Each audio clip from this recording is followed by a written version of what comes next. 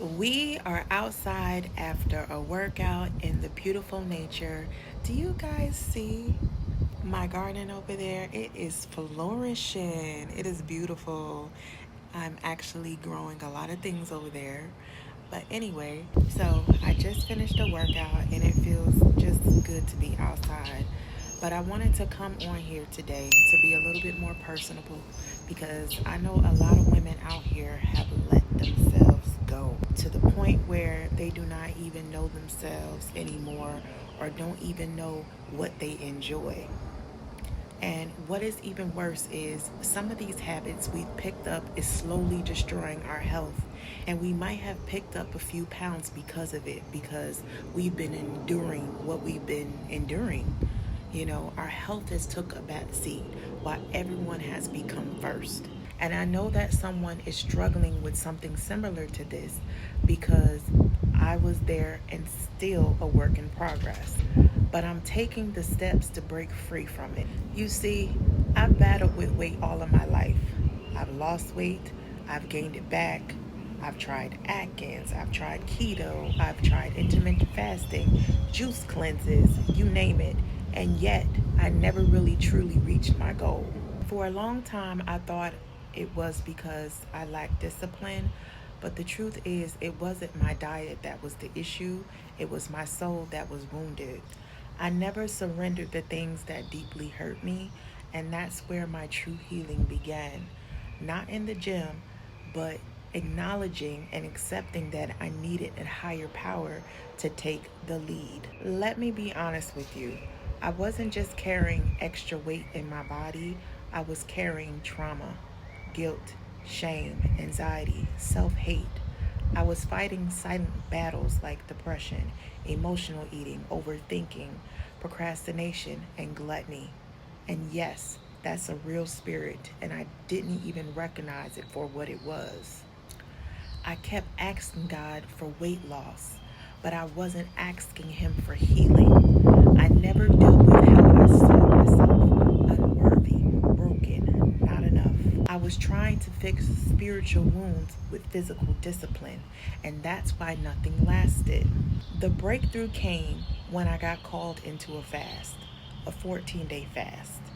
It wasn't easy. It stripped me. I had to confront myself without distractions, without food as a crutch. But in those 14 days, I didn't just lose weight, I shed spiritual weight.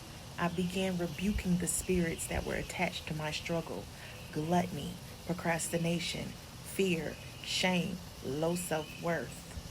And I opened my Bible like it was my lifeline because it really was.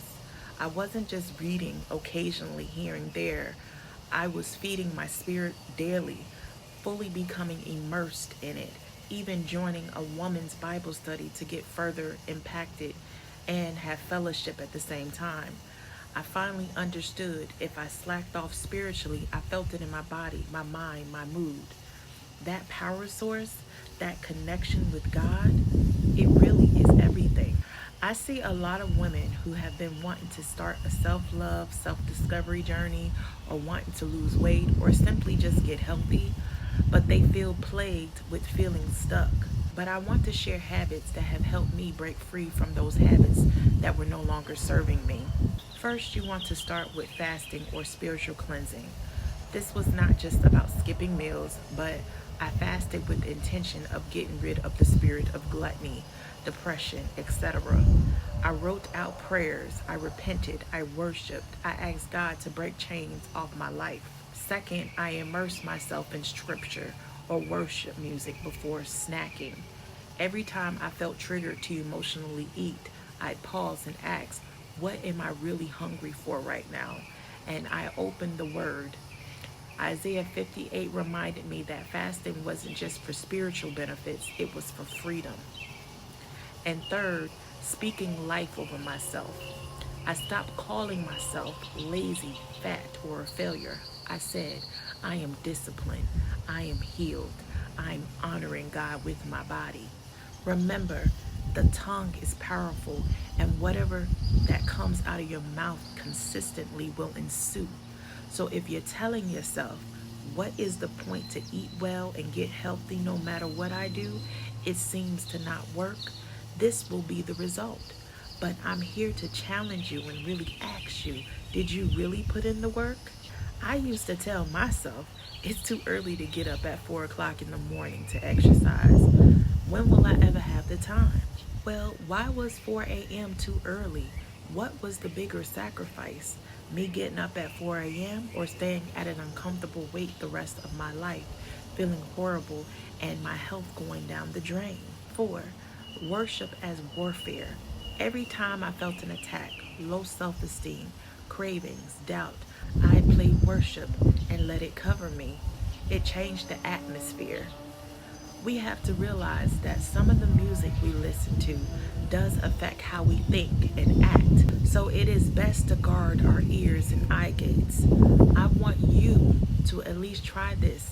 Listen to worship music the rest of the week over Cardi B or Megan Thee Stallion or some of these other artists that have no real message, just a fire beat. No shade, but it's true.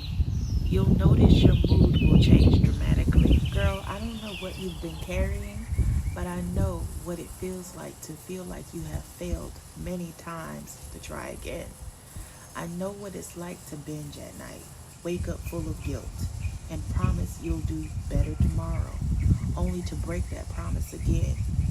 I know what it's like to be that mom that wants to feel like herself again and not feel like she has become a shadow after marriage and having kids. God is not asking you to be perfect. He's asking you to partner with Him, to invite Him in, to let Him hold what you've been trying to fix on your own. Surrender isn't weakness, it's where strength begins. If this spoke to you, I want you to say this out loud. God, I surrender my health or my weight, both physical and spiritual, to you. Lead me, heal me, strengthen me. Don't do this journey alone. Find someone who will support you on this journey, or find a community of women in your area. I've also created a free Facebook page that I will start posting on a daily so that we can stay accountable to one another. This does not have to be solely about weight loss, but the fundamental aspect of becoming, whether you're getting your health back in order, self care, self discovery, staying grounded in faith, whole food sharing, and every now and again, I'll be sharing education for women, for women's health from a holistic standpoint. If you're wanting to be a part of this community, make sure you look in the description box. I encourage you to join the free Facebook group. Trust me, I need as much accountability and a sister circle as much as you do. If this resonated with you, make sure you hit the subscribe button for more videos on faith, wellness, and healing. See you in the next video.